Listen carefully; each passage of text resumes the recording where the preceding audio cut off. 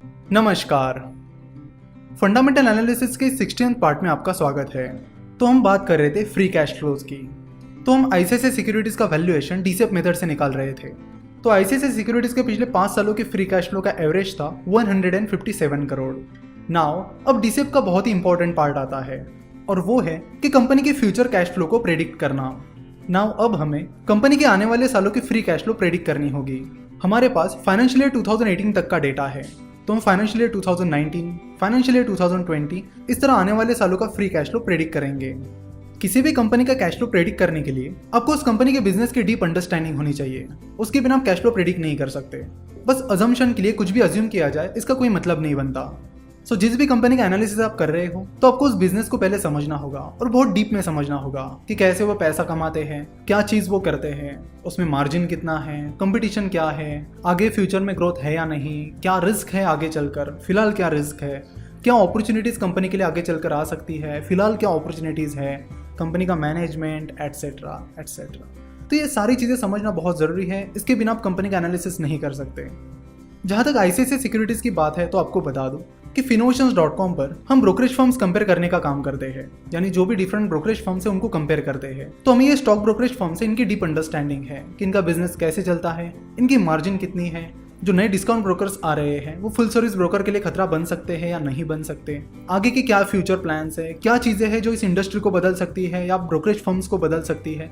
तो इन सारी चीज़ों की हमें अंडरस्टैंडिंग है और इसका मेन रीज़न ये है क्योंकि हम इसी इंडस्ट्री में काम करते हैं। तो आप जिस भी इंडस्ट्री में काम करते हो उसकी बेसिकली आपको ज़्यादा इन्फॉर्मेशन होती है, डीप अंडरस्टैंडिंग होती है।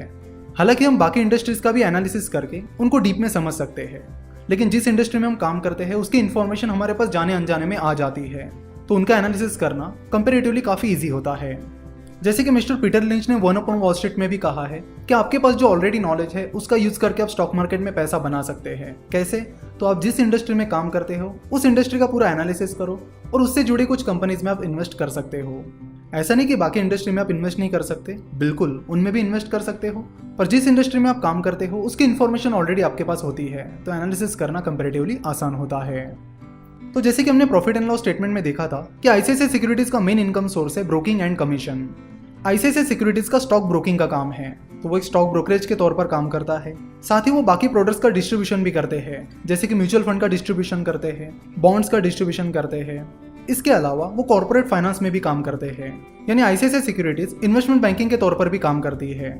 और जिन कंपनीज को आईपीओ के जरिए पैसा उठाना है या क्वालिफाइड इंस्टीट्यूशनल प्लेसमेंट के जरिए पैसा उठाना है, उनके लिए इन्वेस्टमेंट बैंकर का काम करती है। जहाँ तक कंपनी के ब्रोकिंग बिजनेस का सवाल है तो हम मानते हैं कि ब्रोकिंग बिजनेस लगातार बहुत ही कम्पिटिटिव बनता जा रहा है। फाइनेंशियल ईयर 2018 में ICICI securities number 1 stock broking company थी, लेकिन अब टोटल नंबर ऑफ क्लाइंट्स के हिसाब से वो दूसरे पायदान पर आ गए हैं। अब जीरोदा जो कि एक डिस्काउंट ब्रोकरेज फर्म है, उन्होंने आईसीआईसीआई सिक्योरिटीज की जगह ले ली है।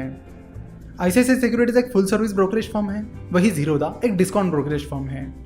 जीरोदा के अलावा बाकी डिस्काउंट ब्रोकरेज फर्म्स जैसे कि अपस्टॉक्स, 5 पैसा, ये भी तेजी से आगे बढ़ रहे हैं और बाकी फुल सर्विस ब्रोकर्स को पिछाड़ रहे हैं। तो पिछले कई सालों से ICICI securities stock broking industry पर राज करती आई है, लेकिन अब वक्त बदल गया है। अब बहुत सारे न्यू डिस्काउंट ब्रोकर्स मार्केट में आ रहे हैं और जो एग्जिस्टिंग ब्रोकर्स हैं उन्हें टफ फाइट दे रहे हैं। अभी तक का एनालिसिस किया जाए तो पता चलता है कि आईसीआईसीआई सिक्योरिटीज ने बाकी ब्रोकर्स को अब तक लाइटली ही लेते आ रही है और उसका अंजाम उन्हें भुगतना भी पड़ रहा है। धीरे धीरे वो इस रेस में पिछड़ रहे हैं।